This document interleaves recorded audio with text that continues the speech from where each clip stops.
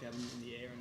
Yeah, well, that's part of this journey, I suppose, is bringing the team together. And we felt if you split the team up, you don't get the same feeling that you will. Obviously, it's two great games, playing against the best in the world, but also the bigger picture is to build our team unity and camaraderie, and Gus is a big part of that.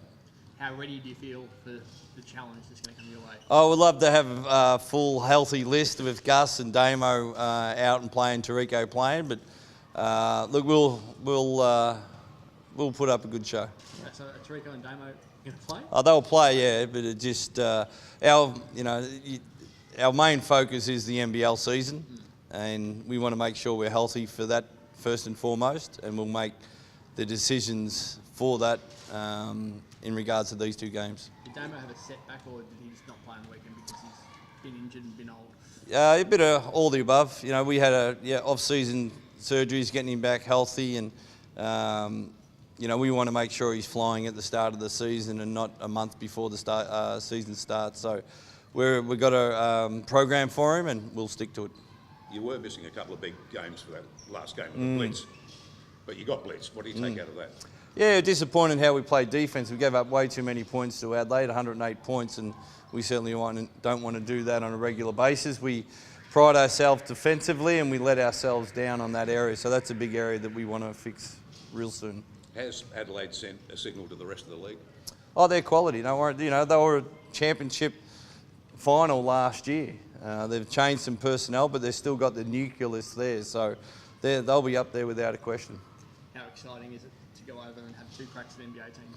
Yeah, it's going to be a bit surreal when we get to Utah to have our practice on the arena on Friday. I think we're having a practice, and then to get out there against the real, they're the best in the world. It's going to be a great experience all round, and I'm sure that we're going to do Wildcats proud.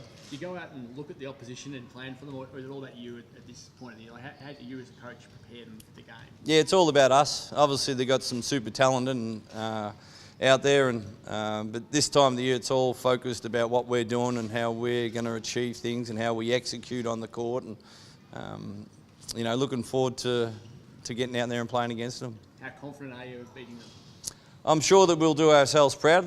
They're exceptionally talented, and we might have to bring another guy in to cover Angus's position, because we really light on with that position, and Tommy's doing a great job, but we also need some help. So that's something that we're talking about right now. But I'm sure that we're going to give a good Aussie spirited game and get after it. You're only on the plane tomorrow, so are you talking about someone from overseas you bring in, or are you bringing in Aussie? No, it would be overseas, yeah. Yep. Are you already speaking to someone over there? We're starting to make some calls to see who's available, but we certainly need help in that position for a 48-minute game, and we'll see how we go. And if Angus wasn't then able to get up for the opening round, would that player remain with you guys? Offer people? I don't know yet, but offer him to play against two NBA games on live TV in America, which is a pretty big carrot, so we'll see how that pans out. How many players are you talking to or trying to... We just got feelers out right now. So look, the NBA starts training camp today, so there's a lot of people signed up, and the D-League doesn't start for another couple of weeks, so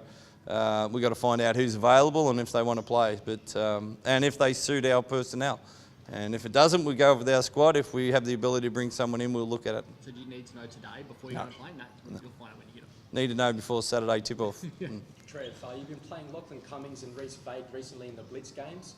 Do you see them getting much more minutes looking forward in the season? Yeah, Lachlan didn't play in the Blitz, but Reece will certainly play. Yeah, Lockie's our development player, and Reece is fantastic. He's been playing in all games, and he's had a great pre-season, and we'll put him out there on the court against the big fellas to stretch. He certainly can shoot the three, and hopefully the NBA three. Do you see him getting minutes against the NBA sides, and what experience do you think that will give him moving forward? Reece has been probably our best trainer here in pre-season, and playing on the court, he's been very consistent, and playing against he doesn't have too good of a game. He gets snapped up, but he's a good talent and a long-term prospect for us here at the Wildcats. You've got a new front court also. What are you expecting out of Nick Cade?